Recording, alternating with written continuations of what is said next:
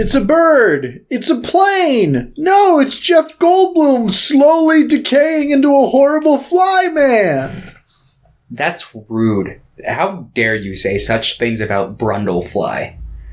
He's a national hero. I'll have you know that movie is just this far away from being an MCU origin story. Yeah. One of my close friends on Letterboxd, their name is just Seth Brundlefly. So nice. I always forget what they actually look like, and I just imagine Jeff Goldblum. No, the variant, him as the. Oh, I was like, is that what they look like? I'm like, no, okay, yeah, no, yeah. I can see why that would be confusing. So yeah, today, welcome to Screen Weens, where we talk about movies. My name is London. My name is Thomas. And today we're going to be talking about David Cronenberg and 5 of his films. Videodrome. That's it. A History of Violence. Videodrome, Fly, then... Naked Lunch. eXistenZ, is that how you pronounce it? eXistenZ. Oh, yeah. And then... and then finally History of Violence, yeah. Yes. Before that, we're going to take a nap together because London's tired. Oh no, we're going to talk about what else we did and our hopes and our dreams. Yeah. Thomas is wearing a funny hat today. I am. I didn't take a shower today, so I put on the hat. Or else you get this. I don't know if it's greasy or up or anything. It looks fine. You get this. There we go. It's kind of hot. Oh, thank you. Yeah. You could be in a remake of The Fly. I could. They wouldn't even need to use special effects. If they record it for long enough, they'll just catch me naturally degrading. Naturally turning into a fly. Yeah. Yeah, so I don't know. What else have you been up to this week? I actually watched a lot of David Cronenberg movies. Yeah, I saw that. I thought you were, yeah. I wanted to watch more, I just was busy. Yeah, because all of last week, before you even picked Cronenberg, I was considering watching Shivers. And then I did, because I was like, well, might as well. And I liked it well enough. And then I rewatched Rabid, which I didn't like when I first watched it a couple years ago. And I still don't think I like it. Do you think you liked it a little more than your first watch? Marginally. A smidge. I like it for just how, no budget it feels. Mm-hmm. But I think it's kind of stuck between two genres because it wants to be like a zombie movie, but it also kind of wants to be just a generic vampire story. Just kind of told in a weird way because it's she's got a little poker thing in her armpit that pokes people, and then the people she pokes gets turned into zombies. It's a strange little movie. But yeah, so that I'm gonna poke you. Yeah, right. So that one was still kind of stupid to me. But then I watched his fourth feature film, which is his third horror, which is called The Brood.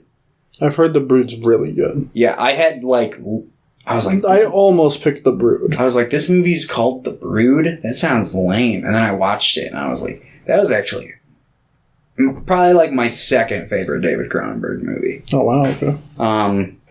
Yeah, and then I rewatched Scanners because I always thought that was a Clive Barker one. I had seen Scanners before. Okay. I forgot about it. Stupid? I've heard it's pretty stupid. The concept of it is whatever. The main villain of the movie is super charismatic in a villainous kind of way, but you get so little of him, and the main character is fucking a wet newspaper. He is just so uninteresting. A lot of Cronenberg's earlier works had just fucking boring ass main characters and a pretty not boring movie. But that one, it really kind of pushed the line where I was I'm kind of bored. And that shouldn't be the case in a movie about a world where people can make other people's heads explode. So, yeah, I wasn't a big fan of Scanners. And then, yeah, I think that those are the only other David Cronenberg movies I watched. I was gonna watch the one with Robert Pattinson in the limo. Cosmopolis? Yeah, but I just didn't get around to it. But I did watch another Robert Pattinson movie. I showed my roommate Good Time. Did your roommate have a good time? He said it was a fucked up movie, but I think he had a good time because he's like, I want to watch. I've never really seen a whole lot of Robert Pattinson movies. I'm like, oh, careful. I'll show you a few of them. You're gonna watch Twilight together? Maybe. I mean, I think he's seen Twilight. Well, good. Everyone should. Yeah. That should be the first movie you have to watch if you go into film school. Twilight? Yeah. Just the baseball scene. Yeah, fair enough. Let's see, what else did I watch? That may have been it. Okay. I mean, that's a lot. Yeah. Because then I watched the picks as well. Yeah. I only watched like one or two other movies besides our picks. Let me check. I watched the new furry movie that's out. The Bad Guys. No, you don't. You don't know that one? No. Okay. It's a furry movie. It's kind of like Ocean's 11, but with furries. It was fun. It was like, the story's really predictable, but the animation is fucking awesome in it. I really like the way they animate like speed in the movie because there's like some fun heist chases and stuff, and there's some pretty good comedic parts to it. So there's a lot of fart jokes too. So not those weren't great, but overall it was a pretty fun movie. I had a blast, and I also that same day I rewatched the movie Bubble Boy. Oh yeah, because I was randomly just like, remember Bubble Boy? Yeah, Jake Gyllenhaal. Movie's extremely racist. I haven't watched it since I was probably like 6. There's a lot of racism in that one. Yeah, I used to really like it though. Me too. And I'm like, and the first 20 minutes, I'm like, I like this movie. This is fun. Like, this is a stupid concept. Did you know it's based on a John Travolta movie from like the 70s? No, I didn't. It's called like The Boy in the Plastic Bubble, which apparently is worse. Oh, wow. Okay. But, like, there are moments of Bubble Boy I actually think are funny, and I actually think are, like, genuinely, like, kind of sweet or, like, fun. And the soundtrack's full of bops, full of very early 2000 bops. But, yeah, just lots of ableism, lots of racism. Yeah. No, sad. Yeah. I think Jake Gyllenhaal should reprise the role, though. Yeah. I mean, why not? That movie came out the same year as Donnie Darko. Shut up. What a great double feature. Did it really? Yeah. Oh my 2001. God. Wow. He can do it all. Bubble Boy and Donnie Darko Boy. Yeah, he was almost Spider-Man following 3 years after that. Because Tobey Maguire almost signed off and they were going to put him in. That would have been weird. That would have been very jarring. Yeah. I mean, I guess it would have been whatever. Probably wouldn't have been bad, but just very jarring. Yeah. Yeah. And that's all I really watched. We've been watching Rick and Morty. Too was randomly like, I want to watch Rick and Morty. So we watched season 4. And season 4 was when I originally stopped. Because I watched the first 3 episodes. And rewatching them, I think the first 2 are fine. Yeah. And then the third one has like Elon Tusk. Yeah. And I think that is one of the worst Rick and Morty episodes. I think it's really bad. What happens in that one? They heist. It's like a heist. They're making fun of heists the whole time. See, season 4 was the last complete season I watched. And aside from a couple episodes, I barely remember any of it. I think season 4 was largely like pretty bad. There were like 2 episodes I liked out of the 10. Yeah. That's the one with the dragon one, right? Yeah, that one's rough. Yeah. Yeah.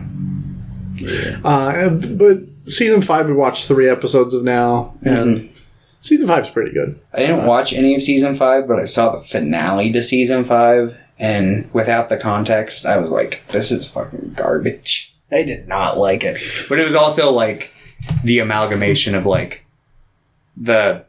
every subplot that had been developing throughout the series, which I think they didn't want to do in the first place. It always seemed very cynical whenever they tackled the serialized plot.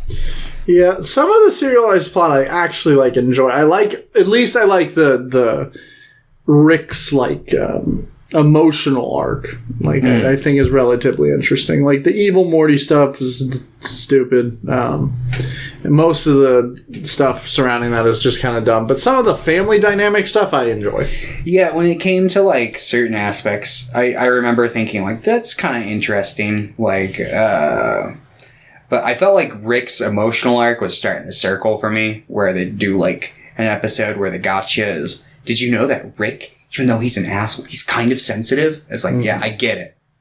Cool. Like maybe give a little more than that. Yeah. Instead of just saying the same thing. But I remember finding like the Space Beth whole like thing pretty interesting, but then I think they do like nothing with it apparently, so it's like... Yeah, she shows up in I think the first episode of season 5. Yeah. Or maybe oh no, that was the finale of season 4. Yeah, that one. Yeah, that's the Space, one where yeah. debuts her character or whatever officially. I think that episode's really rough. I think the Space Best stuff is fine. I think overall though, that's a terrible season finale. Yeah, I can see that. But yeah, that's pretty much all I've watched though. Yep, I think Cronenberg. Yeah, fair. I watched The Fly this morning while I was eating breakfast, and I was like 40 minutes in, I'm like, I can tell it's about to get very gross very soon, so I'm like, eat my breakfast quite quickly. Yeah, I was eating a cheeseburger while watching Naked Lunch when it's like the typewriter, or not the typewriter, but when he's like in the police interrogation office, and the bug is like, yeah, can you do me a favor? Can you rub some of this on my lips? And I'm just like eating a cheeseburger, and I'm just like... whatever. Because I had been watching Cronenberg all fucking week. So I was like, whatever. I don't care anymore. Rub that bug powder on that sphincter. Anyway. Fucking, I've got a question for you. Like, a question? Yeah. It's not an officially sent in question, but Jordan wanted me to ask you a question, so I'm just going to ask it here and now. Okay, welcome to question time. What's up? Jordan wants to know, do you think that Disney buying Star Wars was a good thing, particularly for the video games? Well, I don't think Disney getting more power is a good thing in general. But when looking at the content and looking at the video games, I hate to say it, but I think it's too soon to tell because, like, I think Disney made a lot of really bad decisions video game-wise right when it started because they gave it all to fucking EA or whatever, and they fucking shit the bed with that. I think Battlefront 2... I think Battlefront 1's fine. I think Battlefront 2 was really, really bad on launch, and I think it's fine now. But since then, you know, like... there's a new Lego Star Wars, but I'm not going to count that. But, like, Jedi Fallen Order, I think, is one of the best Star Wars games. And that would not have happened. But, like, they canceled so many, like, Star Wars games that looked like they were going to be really good. But I think there's a lot of really cool Star Wars projects coming out soon or in the works. And we're going to get that KOTOR remake. I would say...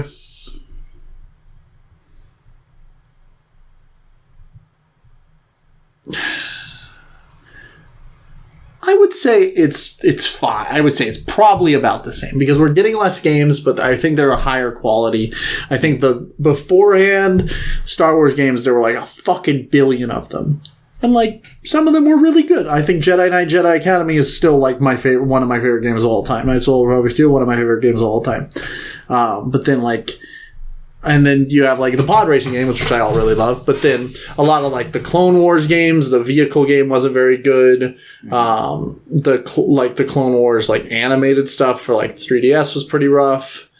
I think The Force Unleashed was a good game, and I think 2 should have been a great game, but then it was 2 hours long, or however fucking long it was. And there are some rough ones, and there will always be rough Star Wars games. But we'll see. Yeah. Talk to me again maybe in 5 years. Yeah. I think that's a fair assessment. Yeah. As someone who has hardly played any Star Wars games ever. I do think Jedi Fallen Order is very, very good. Yeah. And I'm excited for when they make that second one. Yeah, I saw that they were re-releasing a bunch of, like, the classic ones on Switch. Like, I think they've got, like, KOTOR 1 on the store. They've got, I think, is it the Jedi Academy games that are on there? Jedi, yeah. And Force Unleashed 1, just like... I had to kind of force myself into playing Jedi Knight, Jedi Outcast, because I had heard that's even better. That's the original one, and it was taking me, a while to get into it. And if I try to play like Jedi Knight, like Dark Forces, the ones before that, I don't know if I can do it, because I need some lightsaber combat, and it takes you a little bit to get a lightsaber in the game, and I don't know. But Jedi Outcast, once I got into it, I'm like, okay, yeah, this game's really good. I don't think it's as good as Jedi Academy, but it's very good. Thanks for the question, Jordan. Yeah, that's the only question he gave me, so. Cool. All right, Thomas, tell us about Cronenberg. He's your favorite. I know very little about him. I didn't do the research. I just watched a bunch of his movies. I know he's director. Canadian director. He would... That makes a lot of sense. ...go through Parliament to fund his films, because they have that whole, like... film program, and basically, like, because he made horror movies, it kind of fit into the model where he was making these extremely cheap horror movies, but they would make back their money really quick. But there was always, like, controversy, because his first film was Shivers, which I don't know if you know what Shivers is about, but it's about a parasite that makes people horny, and it, like, is infectious and shit. So people were like, why are our tax dollars going to this fucking trash? And he's just like, because it made its money back really quick. So then, he just kept making movies. His first 2 movies, he was, like, being taught by, like, Ivan Reitman, I think, was, like, teaching him stuff, and, like, basically, like, kind of how to make movies. So his first 2 movies were very lo-fi, but then he made a racing movie, because I know he's, like, race cars are, like, a big, like, side passion for him, which was his 3rd film. And then... Same year was The Brood. Yeah. Then he made The Brood, which is a big step up in his, like, cinematic quality. And from there, he went on to do, like, body horror stuff, and then he kind of, like, started leaning more into, like, sci-fi thrillers that still kind of lean into the body horror stuff, but it seems like that became less of a priority as he moved further down in his career. And I know a lot of people don't like contemporary Cronenberg as much as they like classic Cronenberg. I've only watched like a couple of the ones that we picked for the podcast, and I can definitely see why, but I definitely want like a bigger sampler. Oh, that's fair. Because it still does seem like he does like kind of sci-fi stuff with. And his new movie is so Shivers and Rabid. His first 2 movies aren't actually his first. He made he Stereo and Crimes of the Future. I think maybe as a student or and he made Crimes of the Future in 1970, and that's the basis for his new movie. Yeah, which I've heard that original one sucks. So probably. This new one's got Viggo Mortensen in it, doesn't it? Yeah. Who's been in, I think that'll be maybe the 4th time he's collabed with them. Yeah, it seems like they really clicked in this new era. Because History of Violence, and then like 2 years later, he was in Eastern Promises, which that was the other like contemporary one I was going to maybe pick. It was either that or History of Violence. Yeah. But, he's doing well. He was just, apparently he's Apparently, he's a character in Star Trek Discovery. Yeah, I don't know if you... I didn't make it that far. Oh, apparently, he shows up in season 4. Oh, okay. And I stopped after season 2. I'll pick it up eventually, but that's a can I'm kicking down the road for now. Yeah, I was talking to my boss, and he was like, yeah, he shows up, and Discovery. I'm like, what?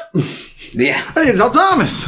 Mm-hmm. Yeah, I found that out because I was looking up Cronenberg, and I saw Star Trek was popping up, and I was like, did he, like, direct, like, a Star Trek episode or something? And I was like, oh, okay. Cool. All right. I think it'd be cool if they did, like, a Star Trek episode where just everybody starts, like, having weird Cronenberg, like, body horror stuff happening to them on the ship or whatever, and they're like, we gotta figure out what's going on. But that'd probably be a little graphic for... They should do that on a children's show.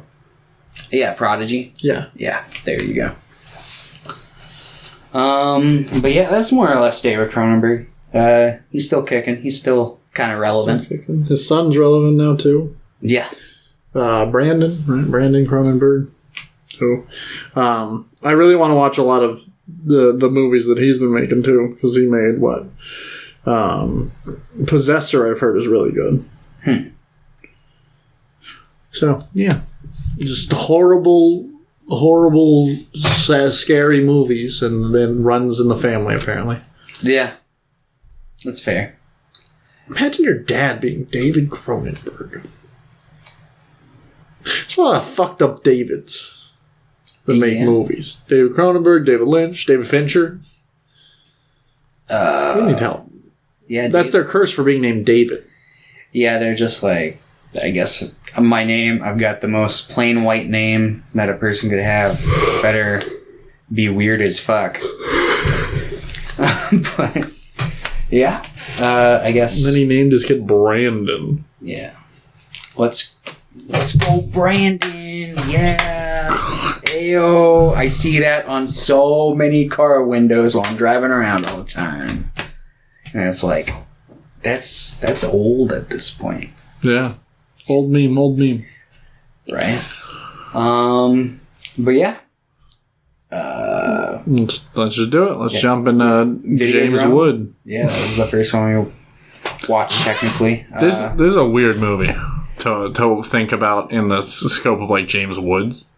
Yes. He's like... he has, like, the same... It's like... Did Cronenberg know something here?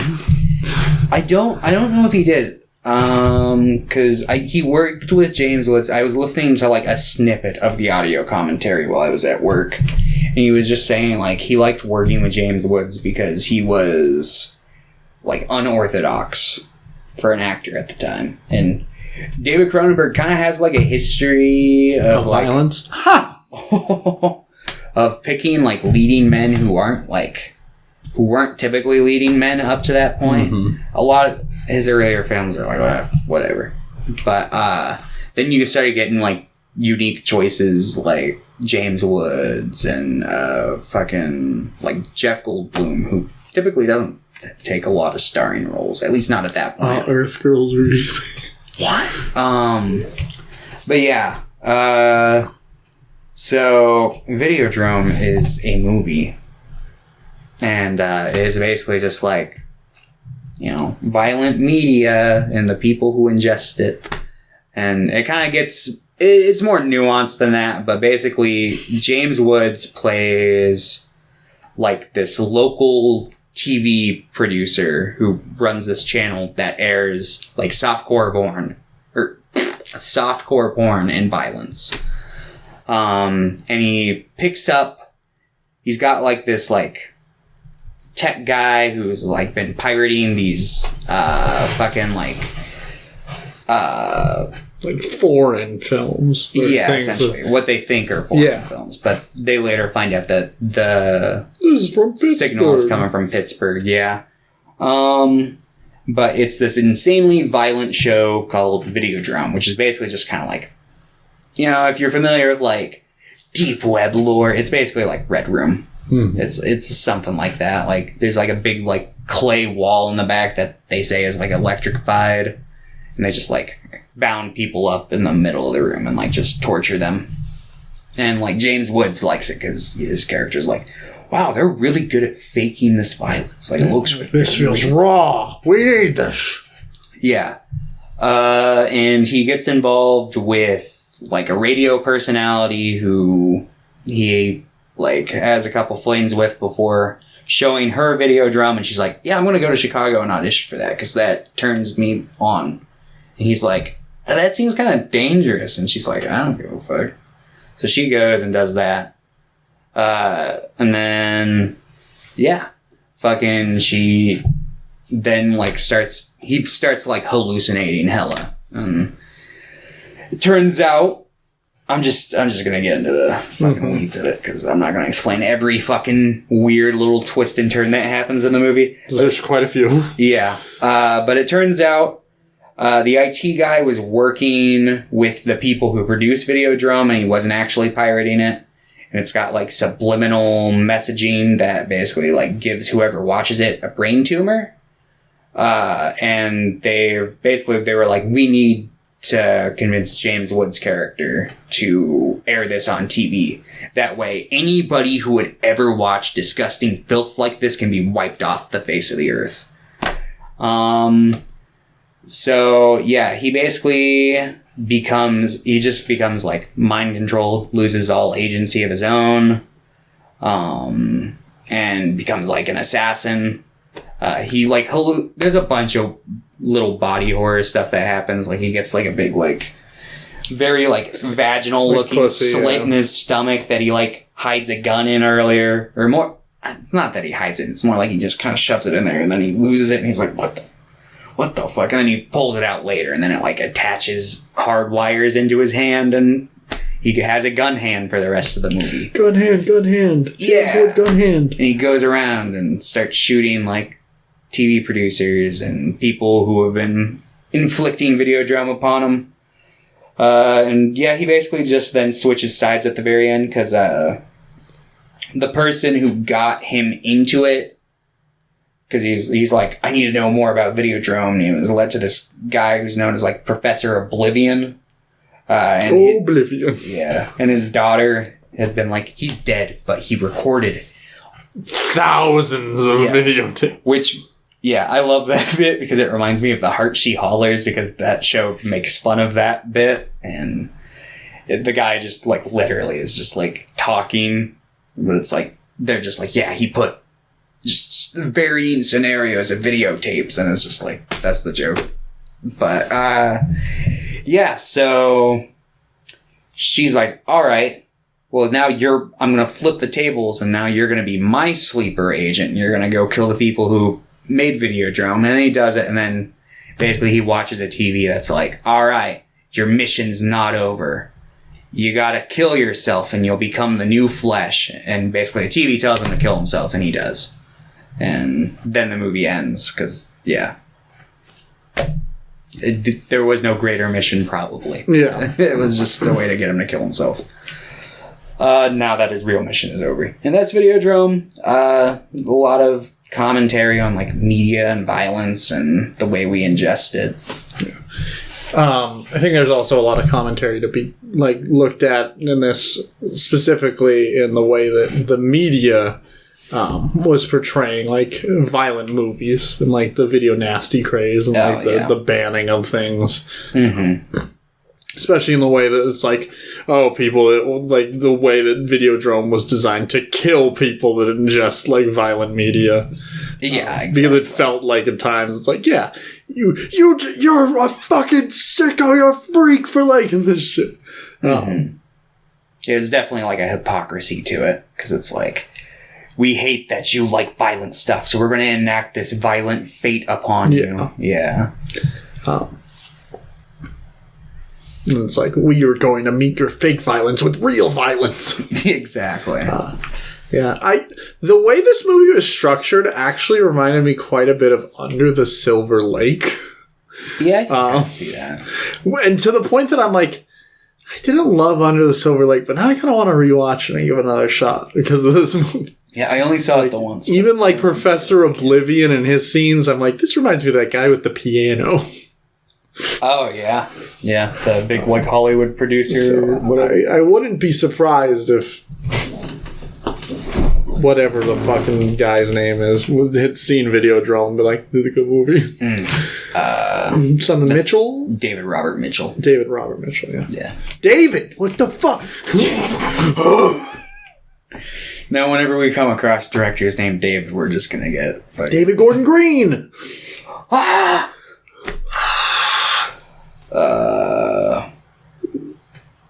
I was trying to think of another David, but I blanked. David Dobrik! Did you watch... What number was... This is one you had already seen, right? Yeah. I watched this when I was like 12. And I gotta admit, when I watched it back then, I was pretty underwhelmed because I was there for the body horror kind of stuff and not politics. The commentary, yeah. Yeah, it went over my head. See, like, They Live was more of like my style back then because it's like that movie has, I mean, it's pretty surface level commentary, but it's got like an 8-minute fight scene. That fight scene is so much fun. Yeah, it's kind of because they both kind of suck in it. Yeah. Yeah, Videodrome's alright. I like Videodrome a lot. I don't know. I like characters like slowly driven to madness. And I like movies that it's like, you know, is Videodrome, like, are these people even real? Or did he just actually go crazy, like, halfway through the movie? Yeah. I like that stuff. I hate to say it, but I really like James Wood in this role. Yeah, he does a good job. His character is kind of an plain. Asshole. Yeah. No, it's pretty plain. But I think it's a good vehicle for that downward spiral, though. Yeah. Because I kind of like that he's just kind of a nothing person who is just like, I want to make money. People like violence. And he's like, but now I like violence. Yeah. And I do like the body horror that's in it. I like the breathing videotapes. Like, they have a videotape and it's just like, and I'm like, oh, I don't like that. Yeah. It's got a beta that turns into a VHS tape at one point. Yeah. I like his gun hand. Yeah, the gun hand's pretty fun. I think this movie's pretty fun. And it's not as... I was worried when it's like, oh, it's a channel for violence, and the first person we see is like a woman or whatever. I'm like, uh-oh. But it actually wasn't, you know. There wasn't a ton of violence towards women in the movie.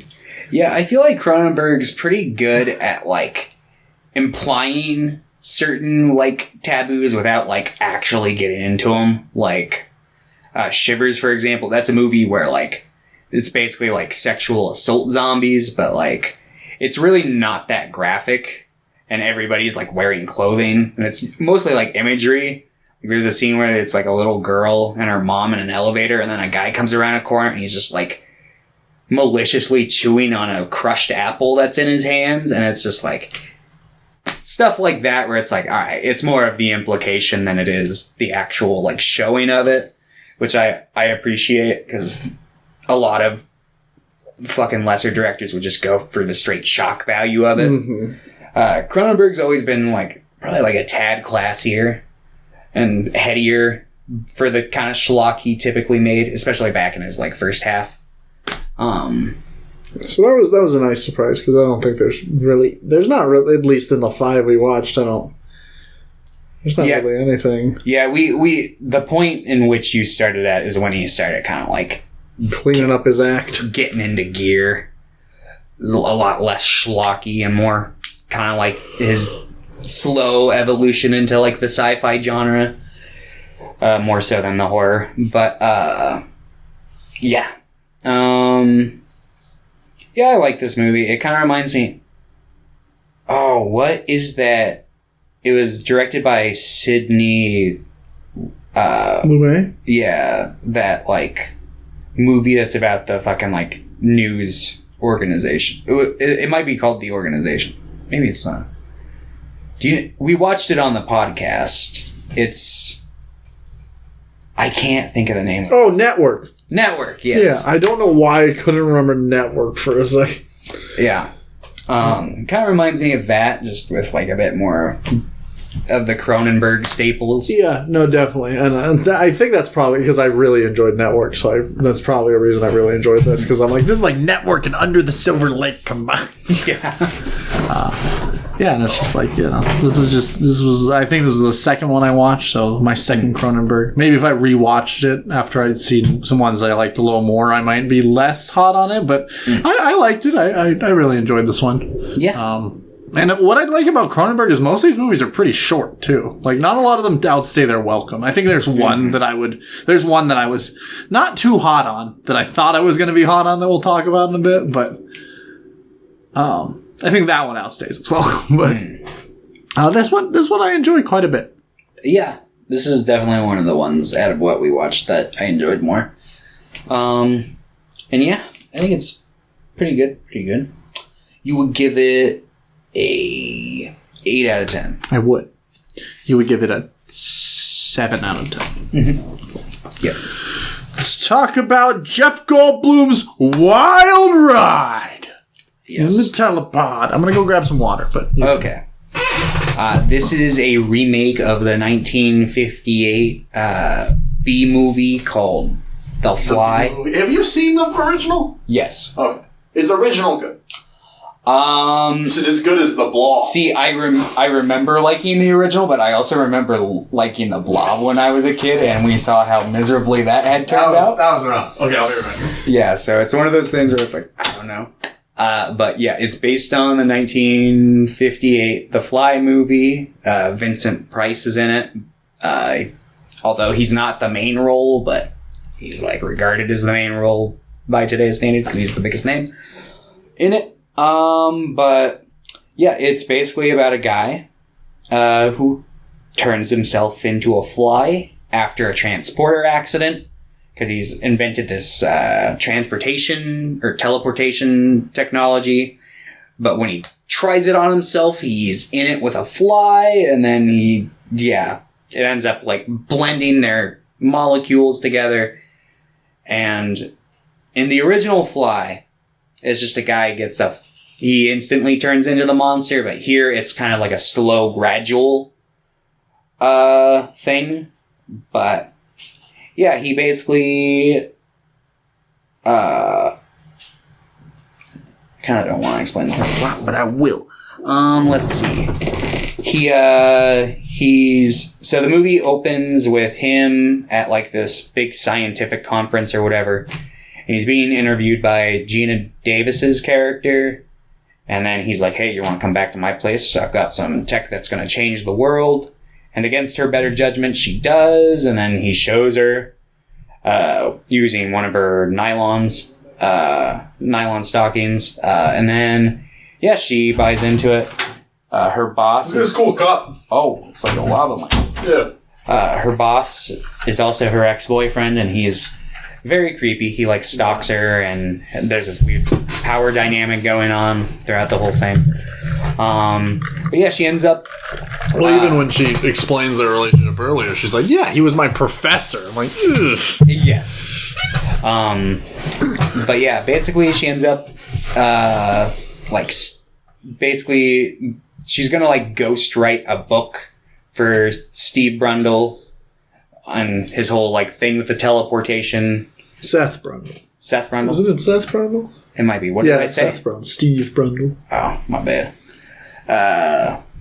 But yeah, basically she's meant to just kind of document and write a book about him, but she ends up like falling in love with him, which I can't blame her because it's Jeff Goldblum. He's fucking hot as hell in this movie. For like half of this movie. Yes. Yeah, until he starts becoming a horrible fly person. Yeah. And Cronenberg knew what he was doing. He's like, what if we just have him walk around shirtless the whole movie? Mm-hmm. And he got fit for this movie. Yeah. And like, yeah, the entire like first like 20 minutes is just kind of like setting up the relationship between Jeff Goldblum and Gina Davis's character. I was not expecting this movie to be as like heartbreaking as it was, because it's like pretty awesome like body horror, but it's also like by the end of it I'm just like, I'm really sad. Yeah. No, they do a really good job at just being like, well, she's in love with this guy, and then he's turning into a fly. Yeah, one night she gets basically kind of like a little piece of blackmail from her ex-boyfriend boss.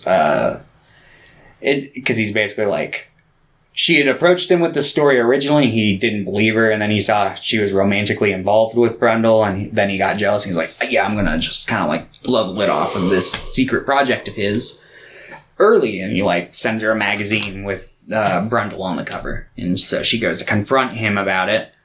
And then Brundle puts the pieces together, and he's like, wait, she's got a thing with him. So he gets drunk with a baboon and then sends himself through, which is when he gets flied. And then, yeah, he comes through and he's like, I feel great, like $1 million. There's like an 8-minute gymnastics scene that happens. And then Regina Davis is just like, could he do that before? Yeah. And he's like, you gotta go through this teleporter. And she's like, ah. He's like, I just had sex with you for like 5 hours straight. Yeah. So she's like, I don't know. I don't really want to. But then he kind of gets really pushy about it. And then she's like, he's also just becoming a jerk. And then she just kind of is like, all right, there's something different about you. Like something happened in that teleporter. So you need to run some tests on you or something. He's like, what? That's absurd. Then he gets offended, and then he's like, well, whatever. If I can't teleport you, I'll go teleport someone better than you. So then he goes to a little dive bar, yeah. And he breaks up someone's hand. Yeah, gets in an arm wrestling contest, and then steals their woman. Like literally, he's like, if I win you in this arm wrestling contest, I get a night with you. She's like, why the fuck would I do that? But then she's like, okay. No, she's like, why would I do that? And he's like, okay. And then he wins the contest, breaks his arm, and then just literally goes up and grabs her and pulls her out. And she's like, no. But then afterwards, she seems pretty like, yeah, let's do this. Yeah. Well, it's Jeff Goldblum. Yeah. Can you blame her? And then, he's like, I want you to get in my teleporter. And she is also like, I don't want to. No, that doesn't seem safe. And then he freaks out, and then Gina Davis shows up, and he's like, that's my mom. But yeah, so she sees what's going on, and then the person from the bar leaves, and then Gina Davis is like, you need help? And he's like, nah. And then she leaves, and then he calls her like weeks later, and he's like, yeah, all right, you were right. I'm a fly. Yeah, I did a DNA dive, and it seems like I've fused with a fly. So I'm turning into a fly. And then she's like, what? And then, yeah, he's like, why don't you come over? I'm a whole lot worse. And he's just like, his flesh is starting to like bubble up, and he pukes on a donut. And he's like, oh, that's gross. I'm sorry. And she's just like, I can't handle this. I was like head over heels in love with you 4 weeks ago, and now you're a fly. You're turning into a fly. Like, this is too much for me. I can't do it. So she leaves, but she keeps like going back to see him, and he gets weirder every time. My favorite scene in this whole movie, not literally, but kind of, is the scene where she shows up and he's just on the ceiling. He's like, hey, check this out.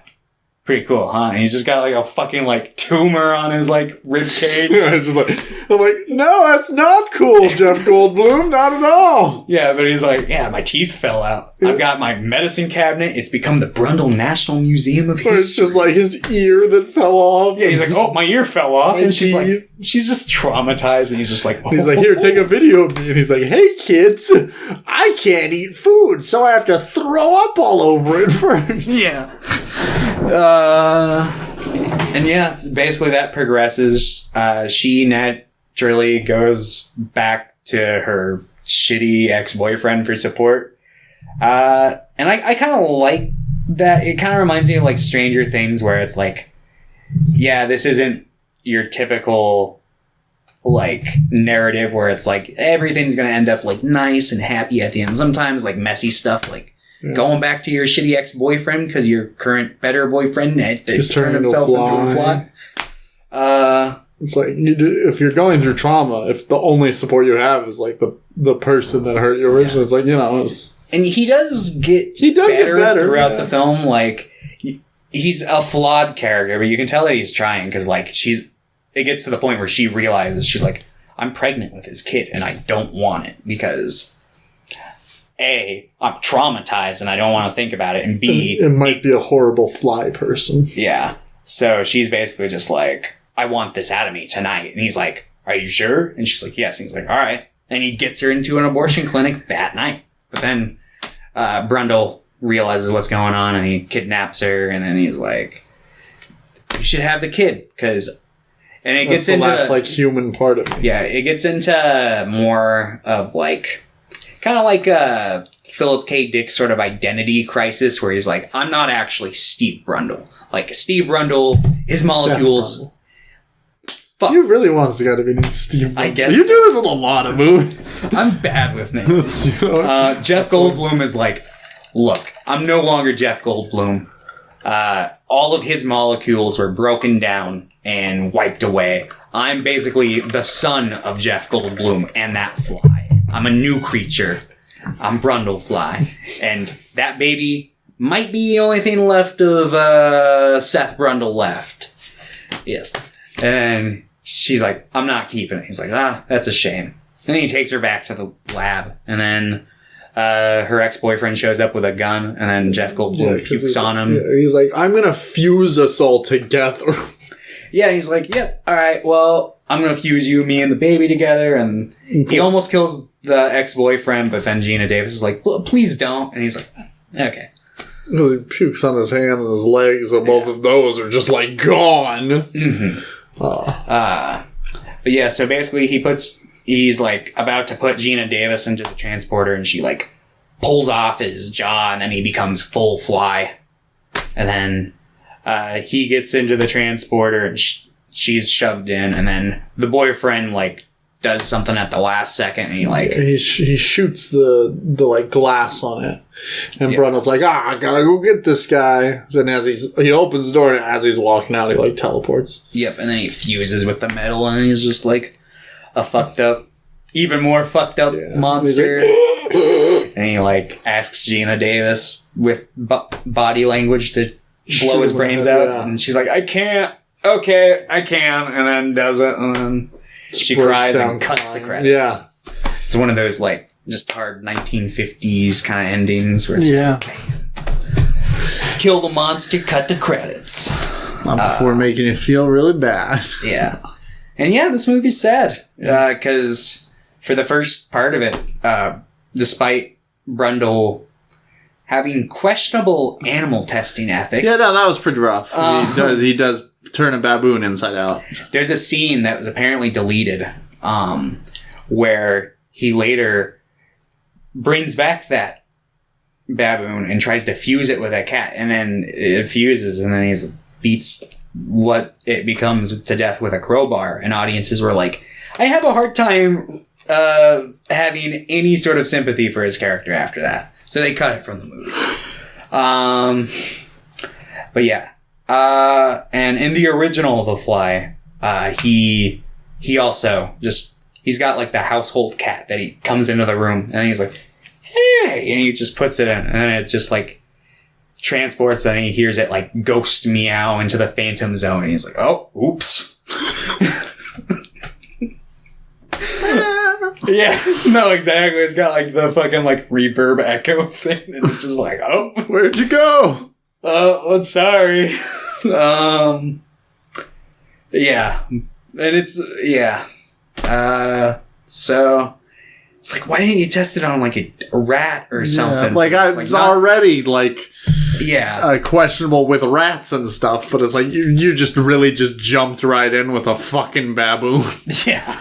That's a little... Yeah, it seems a little quick. And honestly, there are little nitpicky things you could do with this movie. Like, I find it hard. Like, I get that he did it from, like, an emotionally irrational place when he teleported himself. But it's like, there are clearly so many different variables that he did not account for, where it's like, I feel like... I'm just like, has he ever been drunk before, maybe? I mean, yeah, they portray him early on like he's just a total, like, fucking... nerd. Yeah, he's not very naive with like the way the actual world works. Yeah, he's just in a lab all the time. Yeah. Like he's not. Doesn't strike me as a guy who goes out and parties very often or interacts with anyone. So I was more forgiving on that scene because I'm like, yeah, somebody drunk for the first time or like very lit is not drunk. That sounds like they're like, I could just do this right now. I kind of understand that, but also it's like his life's work. Mm-hmm. So it strikes me at this weird middle point where it's like I can both see it, but I also kind of find it hard to believe at the same time. But yeah, there's just a bunch of questions where it's like, why did you not try to like figure that out earlier? Like, why would he not fucking try to teleport like 2 items at the same time and see if they fuse? It seems like he's coming across these very like minor glitches for the first time when it's like, I feel like this would be very apparent very early on. Like the made in China thing that like turns up backwards on the plate. And he's just like, oh, oops. So there's just a bunch of tiny little stuff that he doesn't take into account. But yeah. Aside from that, I love this movie. I think it's the best Cronenberg movie.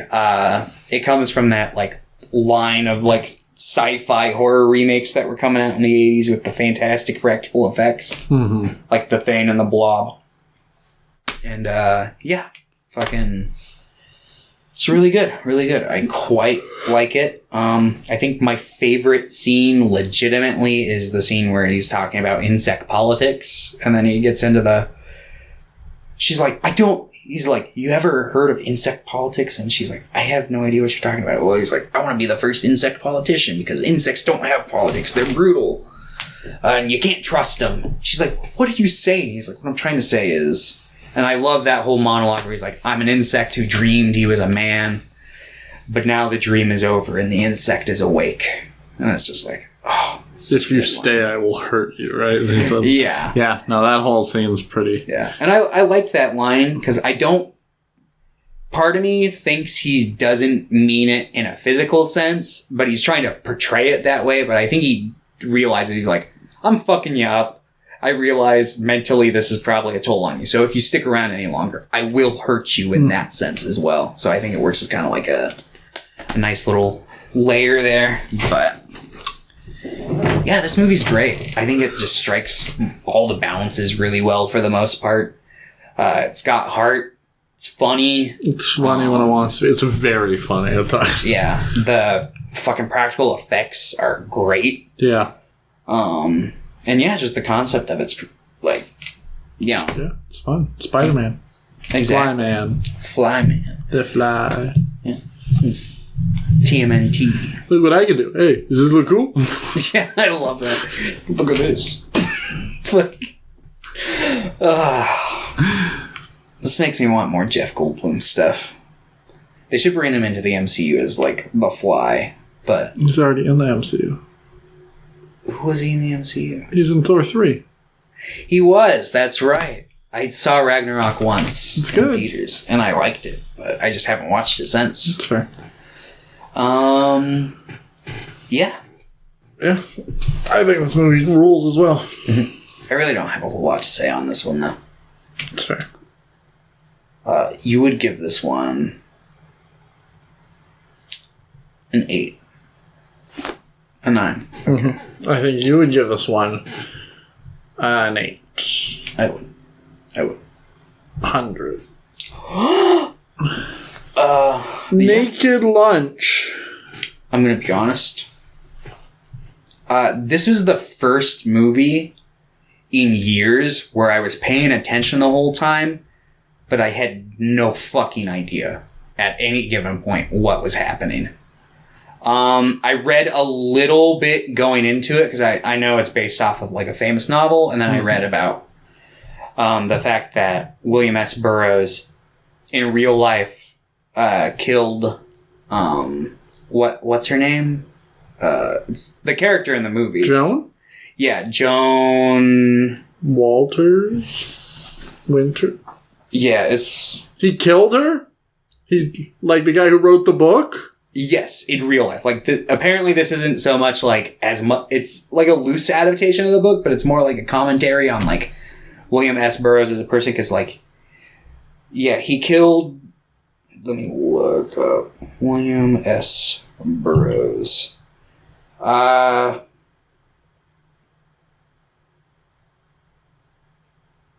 me see. Yeah, Burroughs killed his second wife, Joan Vollmer, in 1951 in Mexico City. Burroughs initially claimed that he shot Vollmer while drunkenly attempting a William Tell stunt. He later told investigators he had been showing his pistol to his friends when it fell and hit the table, firing the bullet that killed her.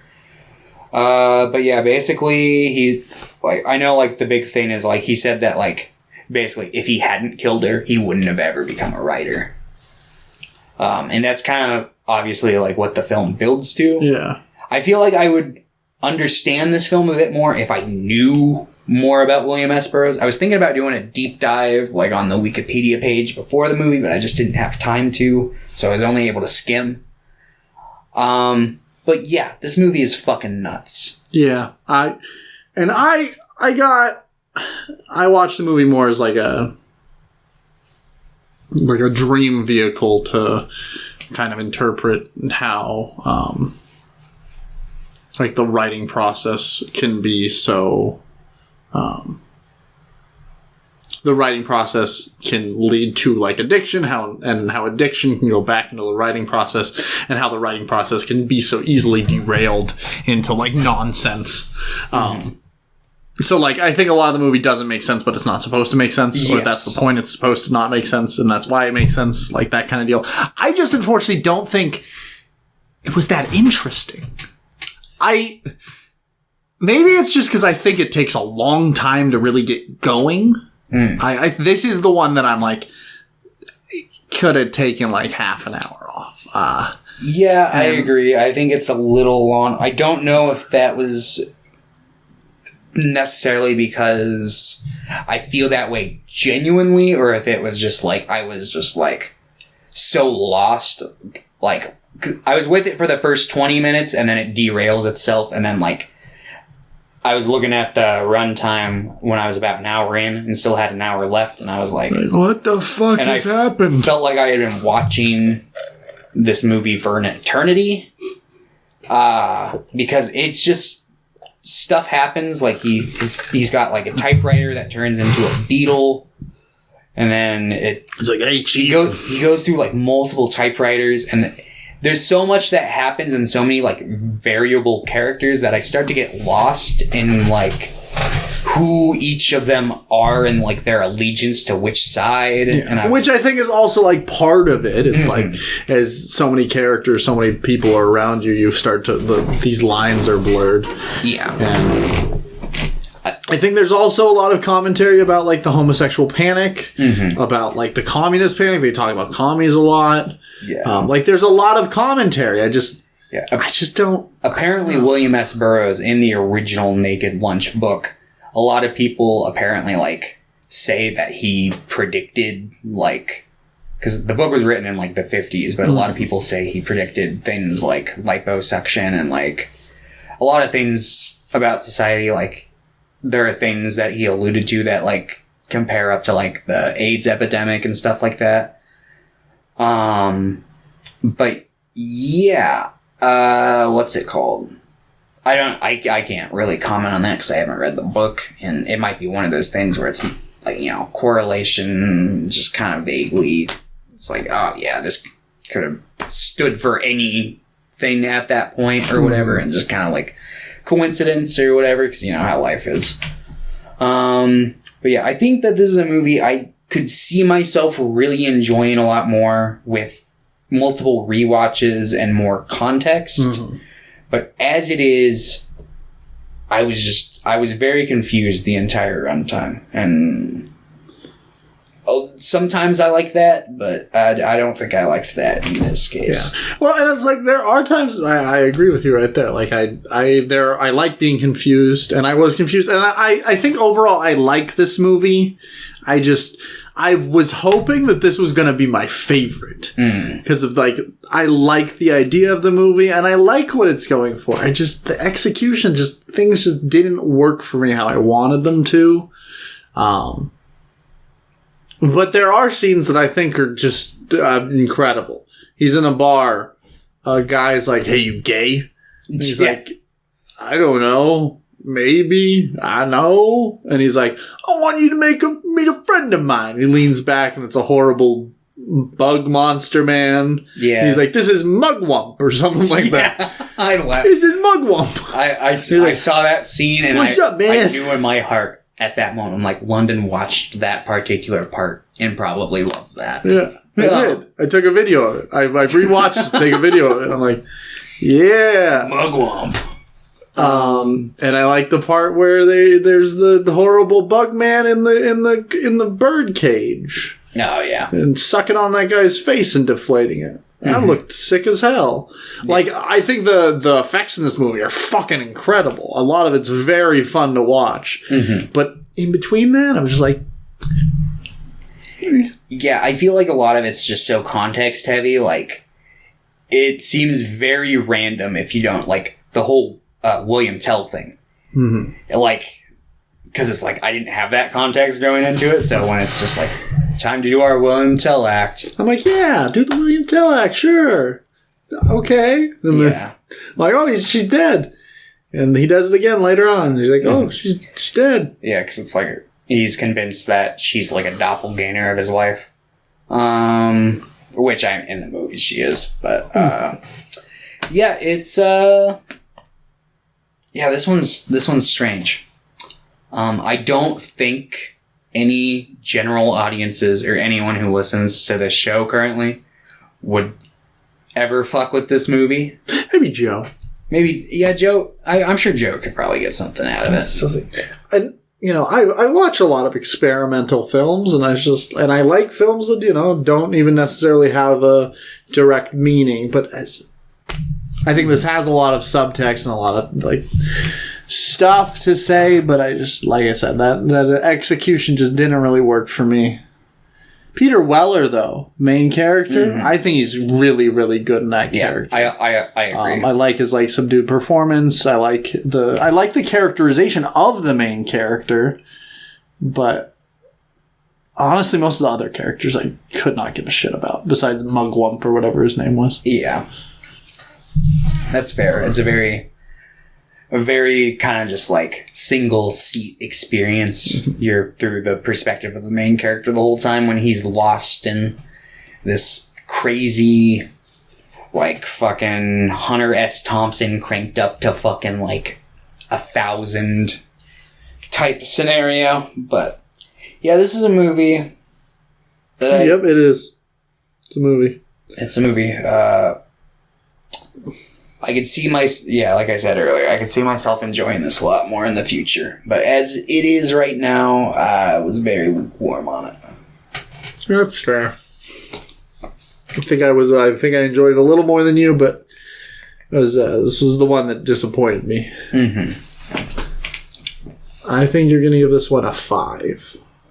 I think I'll give it a 6 because I realize it's like I definitely think I would like this movie a lot more, just had I had more context. And it's whether that's a strength or a weakness, I do not know.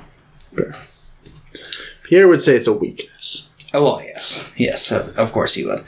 I would say you would give this like a 6. Yeah, I would. All right, let's talk about eXistenZ. This is the first one I watched, because if there was any of the ones that I was going to watch that I thought Pierre would enjoy, it was this one. He did not. What? Pierre really doesn't like gooey thing, like fleshy stuff. So all the flesh controllers and stuff, he was like, don't like that. That's fair. I, however, thought I got a blast with this one. It's very stupid, but yeah. So I'm a big fan of that's fair. Yeah, eXistenZ is a gamer movie. It's for gamers. If you're not a gamer, you're not going to get it. It's true. So Jude Law, baby Jude Law. Holy cow! he's working as like a security officer at the eXistenZ promotional tour thing. eXistenZ is the newest game console, and the game consoles are like made from like animal parts, and you like plug in it to your like back pussy that you have to get installed into your back, and then it puts you into like super high def VR. But it's like, what's the game? What's real life? Whoa! Yes. So yeah, so they go, him and the creator of eXistenZ.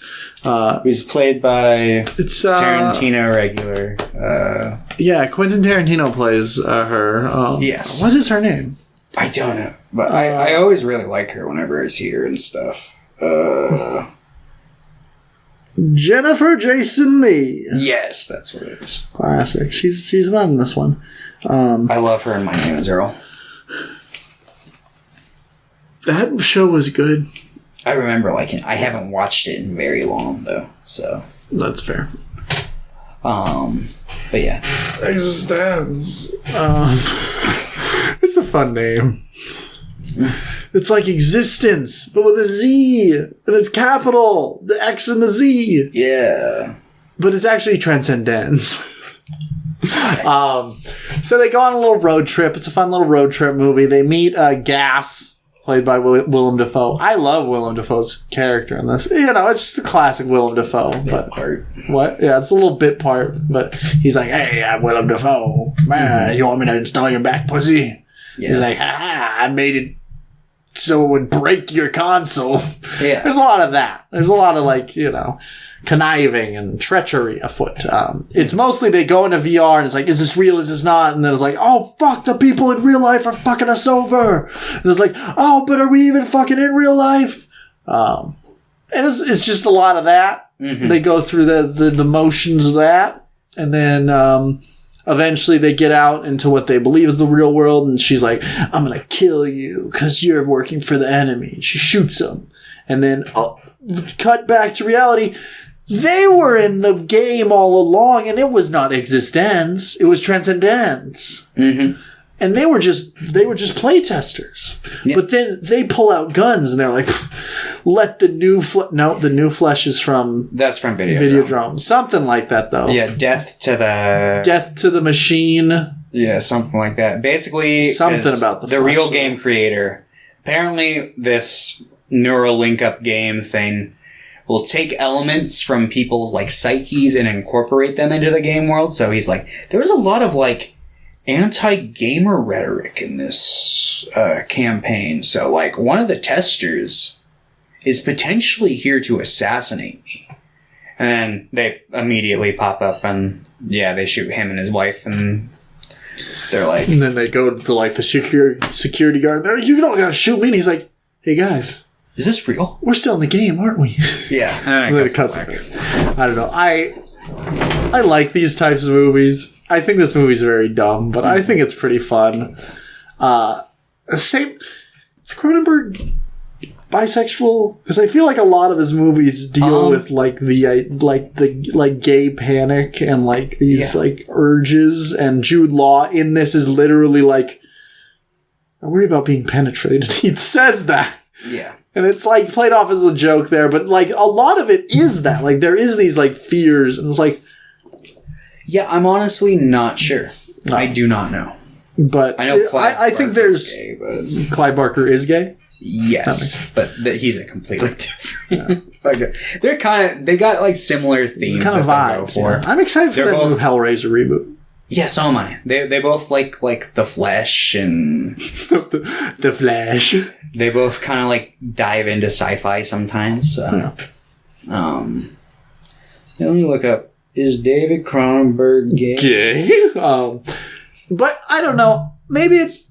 I really enjoy this one. This also, like I said, this was the first one I watched. But I like the weird goo controllers. I like the bone gun that shoots teeth. Yeah. Cronenberg really likes making guns out of things that are not guns. everything looks fucking nasty in this movie, and I really like that, which I like about pretty much all his movies. But yeah, yeah. I think this is a pretty, like, basic movie for Cronenberg, though. Like, it's pretty, like, is this real, is this not? But there's not, like...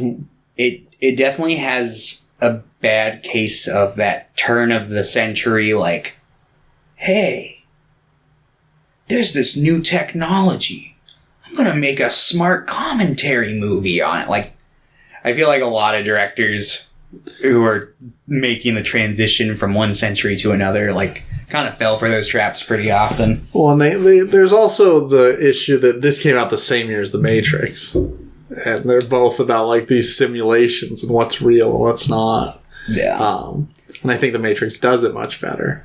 But for, like, a fun little watch, I like this movie. And I really like Jude Law in this role. And I do like the weird gay panic subtext. I think it adds a decent amount to it. I couldn't find an answer, but we'll seeing how, like, half of his filmography has commentary on it, then... Maybe he's asking that question. Maybe that's what he's been asking all these years. Honestly, maybe. But yeah. You would give eXistenZ a 7. I would. And I think you would give this a 5? A 4? A 3? Yeah. Wow, you really didn't like this one. No, I didn't. Is too much gamer lingo? I didn't latch on to any of the characters. Like I said, I find, like, that, like, tacky technology angle of it not compelling. See, that's the thing. And I love tacky technology angle. So it's just like, yeah, no, I get it. I didn't have anything to latch on to with this one. And I didn't think it was particularly well written for what it was going for. So yeah, fair. You're just not a gamer though, so no. Just kidding. I'm a movie guy. All right. And then let's talk about one of his more contemporary films, 2005's History of Violence. The only one without any sort of, like, sci-fi horror elements. Like, there's no, like, tech or anything. It's just... well, there's a gun. There's no abnormal tech that you won't find in the real world. Aside from Viggo Mortensen, who is a machine. He's so fucking good in this movie. He is. Sometimes I forget how good of an actor he is. Because holy shit. Yeah. And this is based on a graphic novel. Which I've heard. I was talking to my boss again today, and I said I really like this movie, and he's like, yeah, I like it. But he said that the graphic novel is, like, much better. But I really enjoyed this movie, so I would like to read that guy, because that should be good. Yeah. This is a movie where Viggo Mortensen plays a family man whose name is Family Guy. I can't remember what his actual Tom Stahl. Tom Stahl. And basically, there's just a couple, like, random fucking killers who break into his... They don't break him. They go to his diner one day, and they pull out guns, and they're going to kill everyone in the diner, and he smashes a coffee pot against one of their faces, and then just kills both of them in self-defense. And the town loves this. They really like this, and they put him on the news, and he's like, oh, maybe not. But they're like, come on, you're a hero. And then, oh no, the story kind of went far and wide, and it turns out he may be in the witness protection program because he may or may not have been used to be a mobster. I almost said a mobster.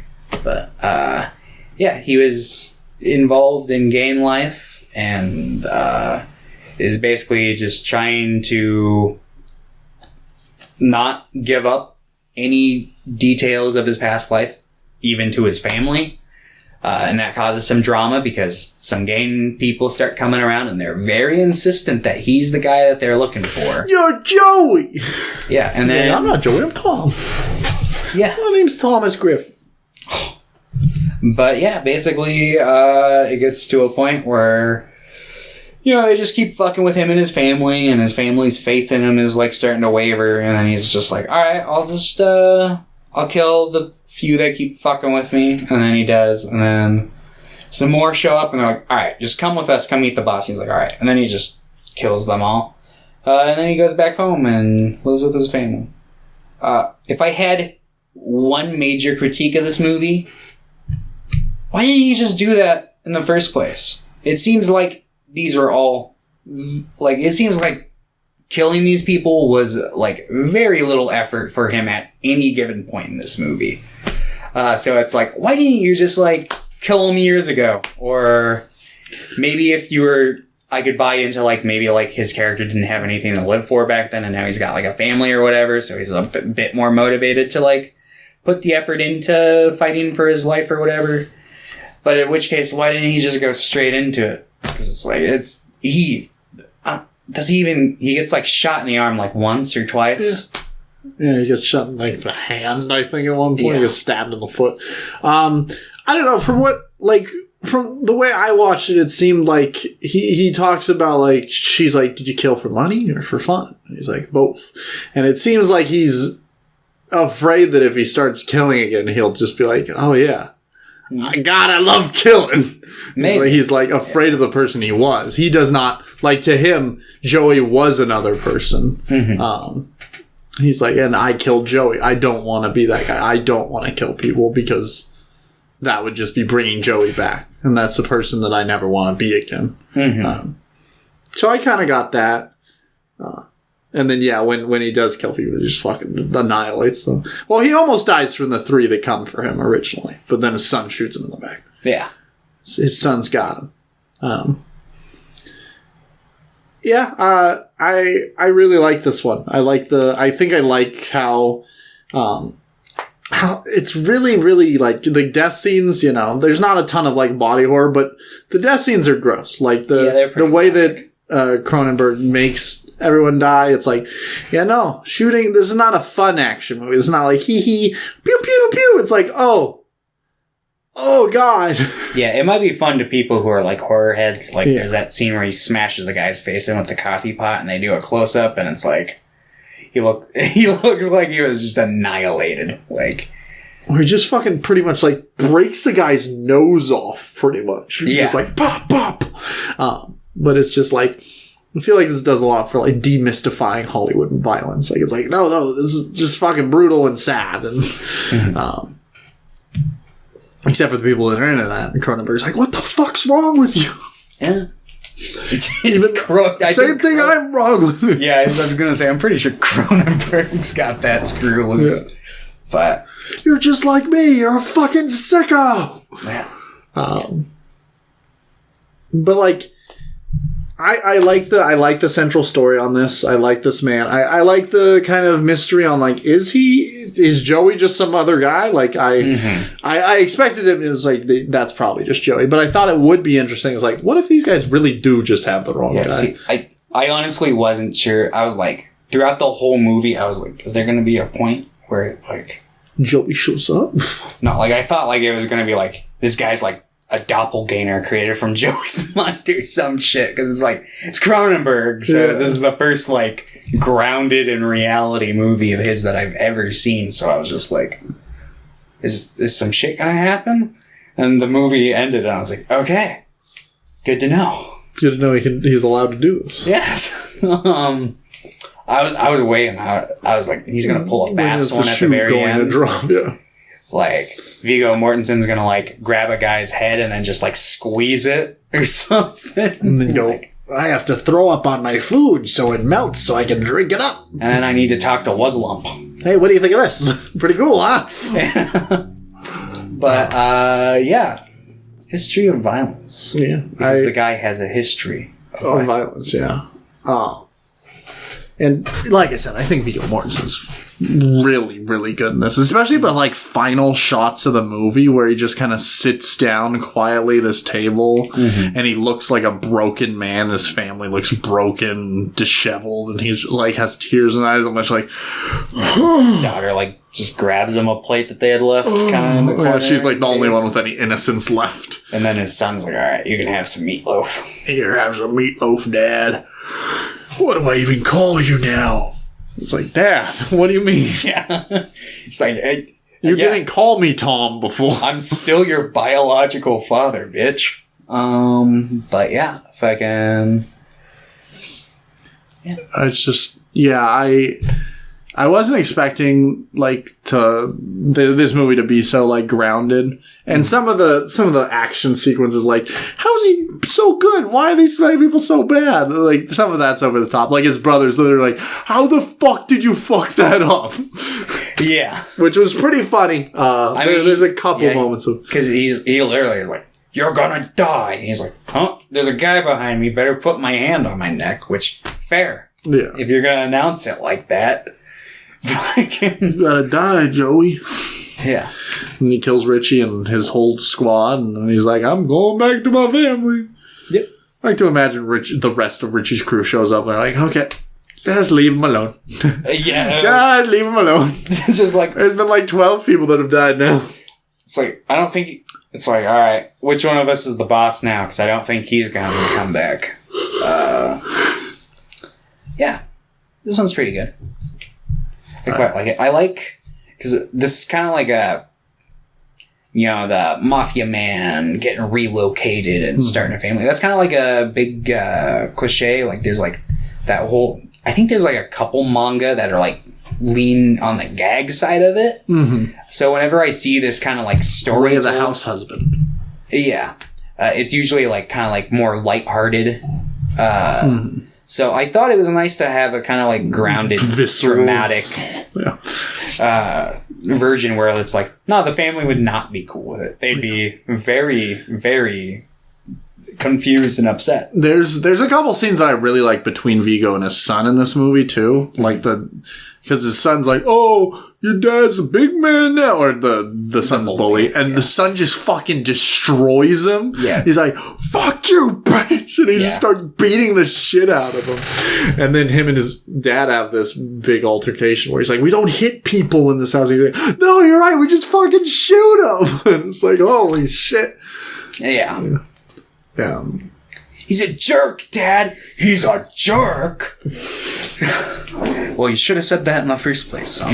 Yeah. Oh, okay. Well, if he's a jerk, then it's fine. Yeah. Although I do think that, I mean, obviously, I don't think he should have got that far, but that kid was asking for a fucking fist to the face at the very least. Oh, no doubt, no doubt.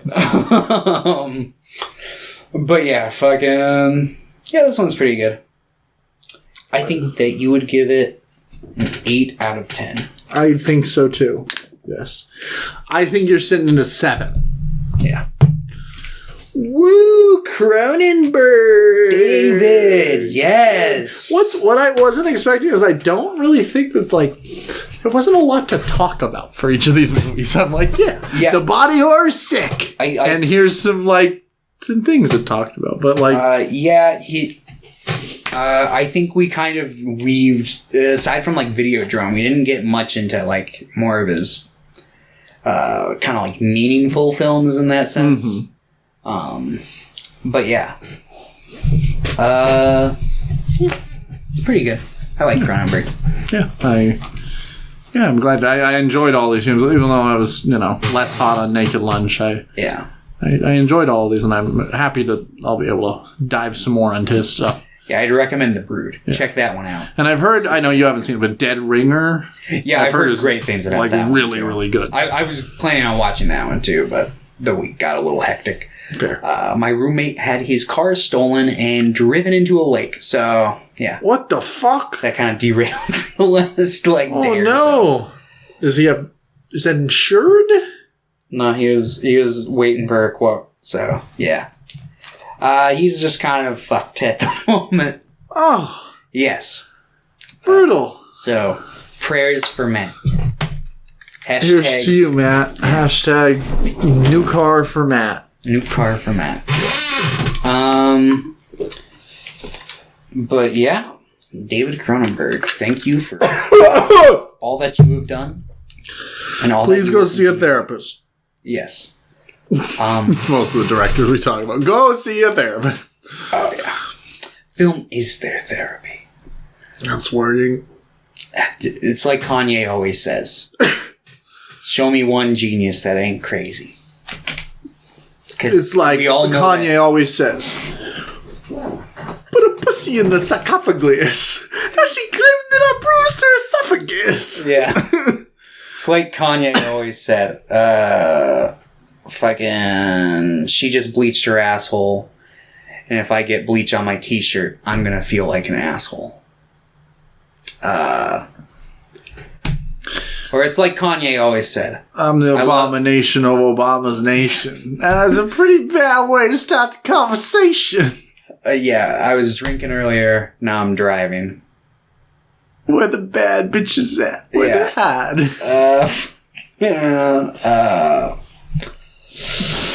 Anyway, 21st century schizoid man. 21st century schizoid man.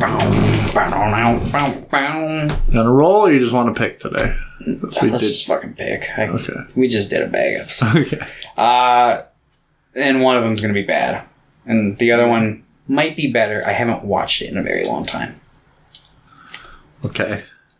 Beware of the Blob, it creeps. And didn't we already watch that? No, we watched Beware of the Blob. I was just singing the song, which has those lyrics. We're watching the original Blob.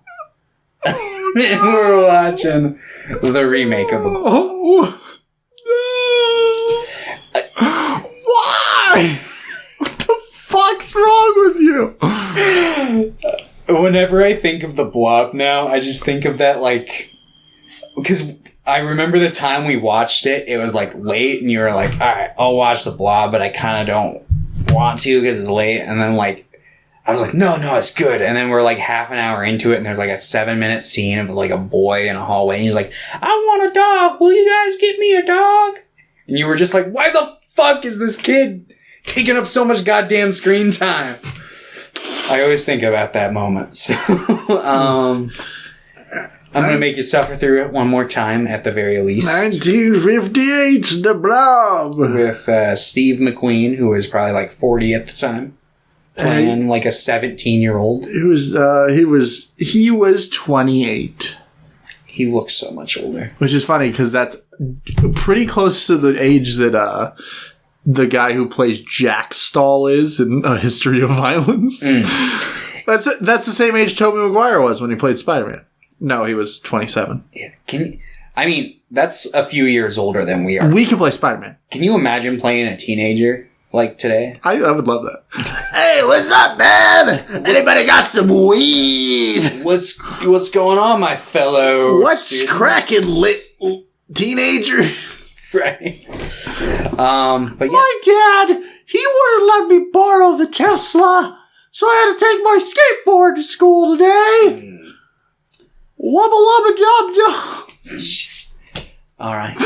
Alright, so this is gonna be rough. I fucking hate you. The Blob! Okay, bye everybody. Bye.